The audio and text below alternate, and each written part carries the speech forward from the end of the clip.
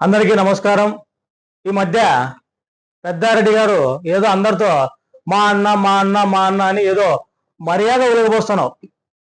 కానీ పెద్దారెడ్డి, మన గతంలో నువ్వు మాట్లాడిన మాటలు ఏ విధంగా ఉన్నాయి ఒక్కసారి వింటావా? విను. Flash back.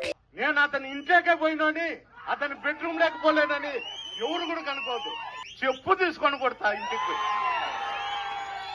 చేత్తో కూడా కొట్టని, ఇంటికి పోయే కొడతా. అందరూ విన్నావు కదా, నీ చెవులారా విన్నావు కదా. ఏం మాట్లాడినావు గతంలో? నువ్వు మాట్లాడిన మాటలు చెప్పుతో కొడతానంటావా?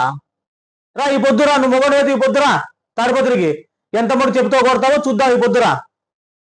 మళ్ళా మా ఇంట్లోకి వస్తాము, మా చైర్మన్ ఇంట్లోకి వస్తాము, బెడ్రూమ్లోకి పోతాను అంటావా? ఈ పొద్దు నీ ఇంట్లోకి, నీ బెడ్రూమ్లోకి పోలేని పరిస్థితి నువ్వు. నీకు చేతనైతే భగత్ సింగ్ నగర్ లో పెద్ద ప్యాలెస్ కట్టుకున్నావు కదా, చేత నీ బెడ్రూమ్లోకి పోవాలని మొగను అయితే నీ బెడ్రూమ్లోకి పో. మళ్ళా కార్యకర్తలందరినీ ముందు పెడతావు, కార్యకర్తలు రండి అని. మరి నీ కొడుకులు ఎక్కడ రాసి పెట్టావు? నీ కొడుకులు ఎక్కడున్నారు ఇప్పుడు? ఆ పొద్దు మా కార్యకర్తలు వెంటబడి కొట్టారు కదా, ఈ పొద్దు నీ కొడుకులు ఆడున్నారు.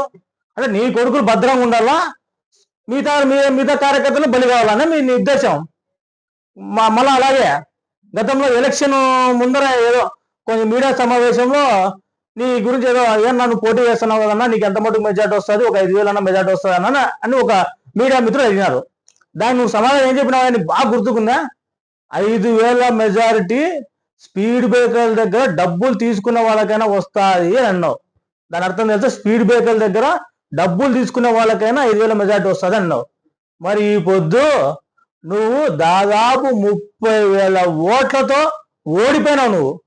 మరి నేను ఏమనాలా అంటే, స్పీడ్ బ్రేకర్ల దగ్గర డబ్బులు తీసుకున్న వానికంటే నీచమైన వ్యక్తులు నువ్వు ఒప్పుకున్నట్ట కాదా? చెప్పు, నీచమైన వ్యక్తులు నువ్వు ఒప్పుకున్నట్ట కాదా?